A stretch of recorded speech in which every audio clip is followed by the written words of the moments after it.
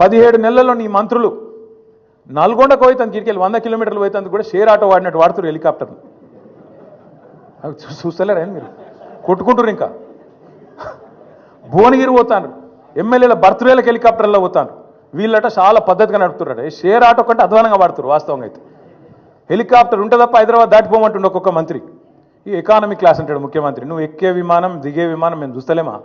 అరే రే ప్రైవేట్ ఫ్లైట్లు, జల్సాలు, 7 విదేశీ యాత్రలు, మీ మంత్రుల హెలికాప్టర్ ట్రిప్పులు విడుదల చేయి, శ్వేతపత్రం విడుదల చేయి. అందుకే ఇంక విచిత్రమైన మాట నిన్న నేను ఎకానమీ క్లాస్లో పోతున్నా, నేను చాలా పద్ధతిగా ఉంటున్నా, 18 గంటలు పని చేస్తున్నా, నన్ను కోసుక తింటరా అయింది. కోసుక తింటేందుకు ఏమైనా కోతాబరి మామిడికాయ అయింది నాకు అర్థం కాదు. నన్ను కోసుక తింటారా అర్థం కాని విషయం. విచిత్రం ఏంటంటే 43 సార్లు వేయిండు.